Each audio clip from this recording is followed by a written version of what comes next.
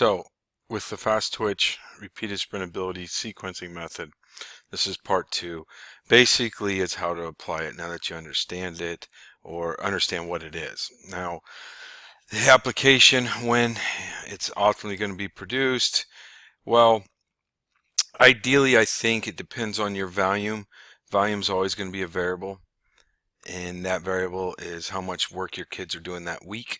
So you could do 2 to 3 times a week within each block. So you're going to do it 2 to 3 times in the first 2 to 3 weeks per week of the capacity phase, and then the same with the hypertrophy phase. Okay, now and then go back to the capacity phase for 2 to 3 times, and it doesn't have to be the same each week.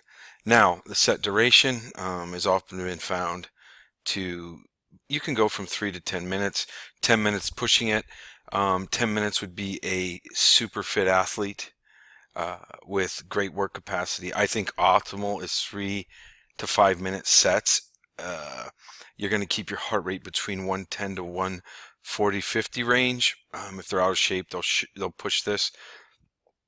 Anything after that, I found fatigue sets in, and they'll start to most likely fatigue the fast twitch fibers and then recruit the slow twitch.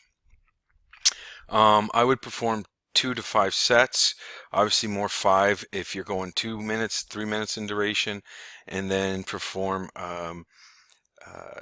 2 sets at 2 10-minute sets. Now, you can go as low as 1 to 1. You can go a little bit more to work more fast twitch fibers for a longer period. If you're going to have a lot of rest, you might want to go 5 minutes minimum instead of 3. Now, how to integrate this. So let's say in my setting I have about 25 to 50 athletes, and what will transpire is I'll basically have 2 athletes come in for a half hour, 35-minute intervals, and the first athlete will go for 5. The first athlete will go for 5 minutes. The next one will immediately jump on and go for 5 minutes, and then that person will immediately jump on and start their 5 minutes. They'll come back after this person rests.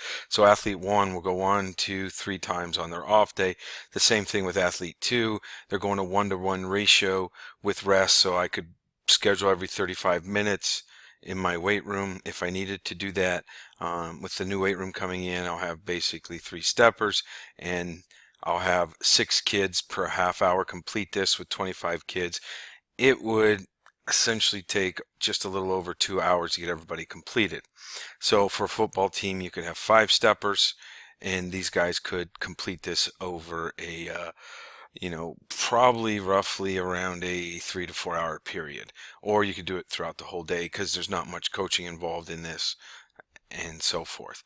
But just going back a little bit, I think the key is between 110 and 140 heart rate is probably optimal. 150 is about your max.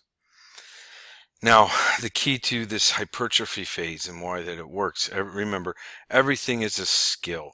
This skill is a high speed, high quality. The key to skills is roughly that I found after about 3 reps with any load and any weight, you have a tendency to drop off. There's anomalies, there's situations where it doesn't, but what you have to remember is once you drop off, fatigue sets in, and when fatigue is set in, then you lose the ability to produce a skill. So when I say 3 reps, that's maximal. But let's say you do 1 rep, rest a little bit, do another rep, rest. There's your 3, but you can actually push it to 5 or 6 quite often if you use a cluster method. Now, one of the things that I've recommended, obviously in this video, is a potentiation cluster. Here's the article. All you have to do is click on it to get a more understanding from my blog on the potentiation cluster, but it does select fast twitch fibers when you're training. Now, the difference between fast French contrast and the potentiation cluster that I'm talking about here is basically, here's a French contrast, and look, often people say I invented it. I did not invent it. Giles Cometti, I believe the actual true person invented it was the coach for Warner Gunther. I think Giles was a researcher that worked with him.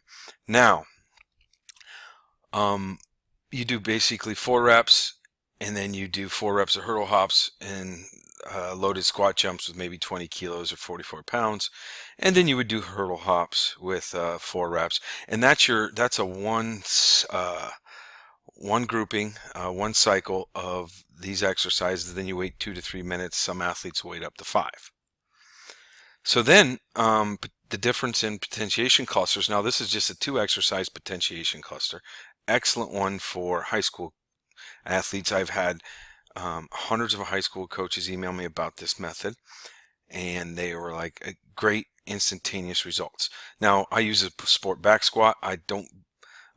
You should probably look up my squatting patterns in various videos along that I've labeled in here. Why I do that. It's the most optimal pattern firing for sports. Okay.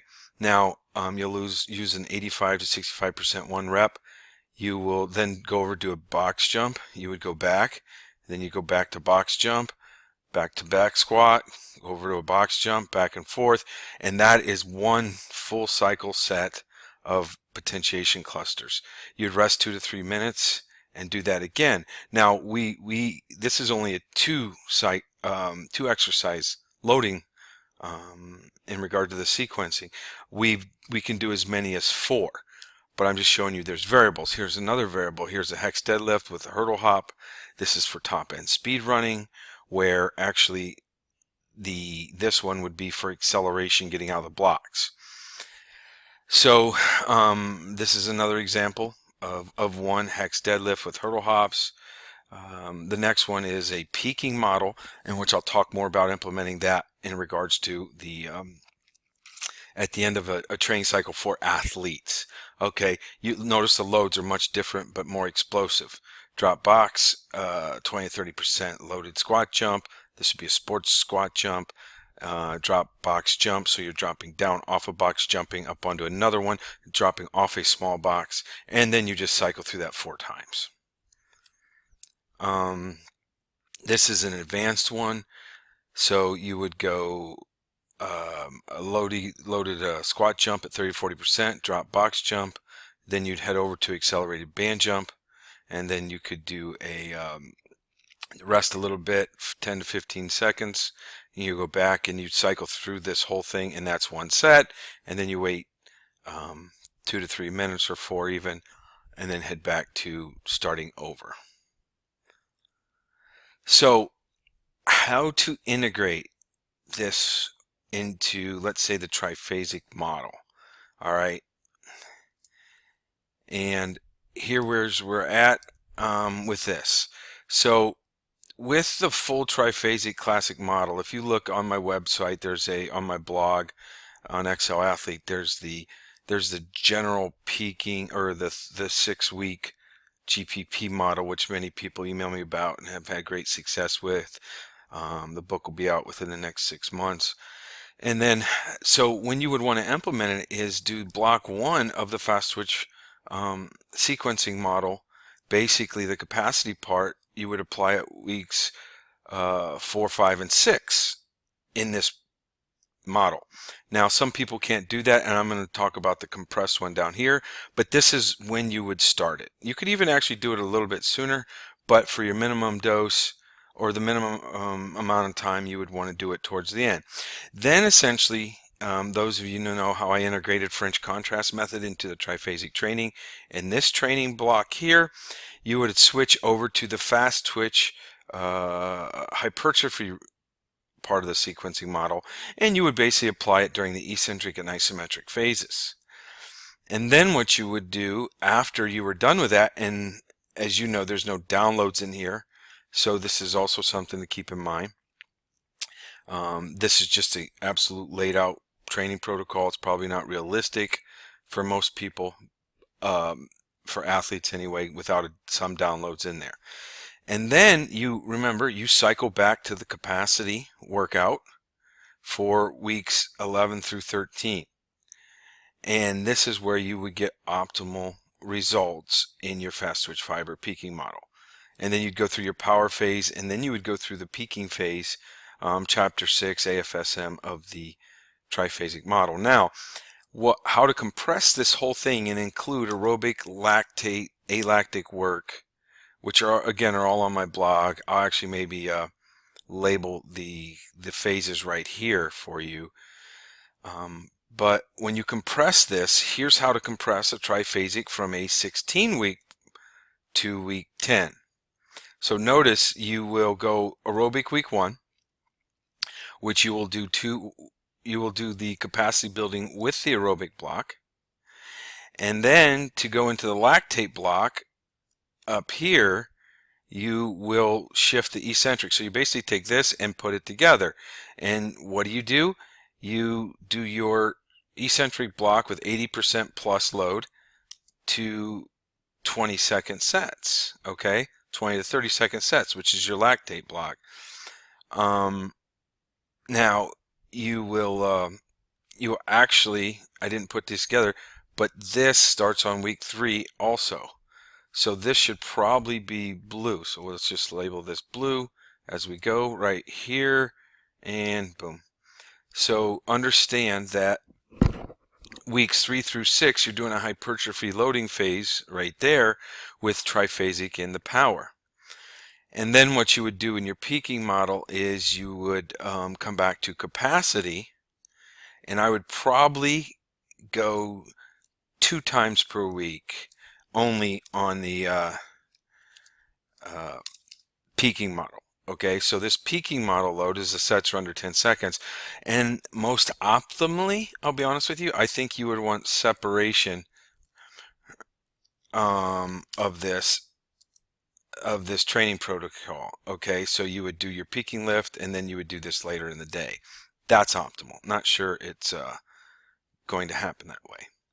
So then, now here's something to be aware of for sport. This is just probably people that just train.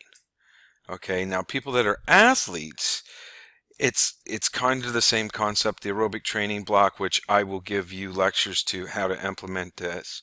The lactate, which was when you would start, the alactic GPP model, which is on the blog, and I'll label those here.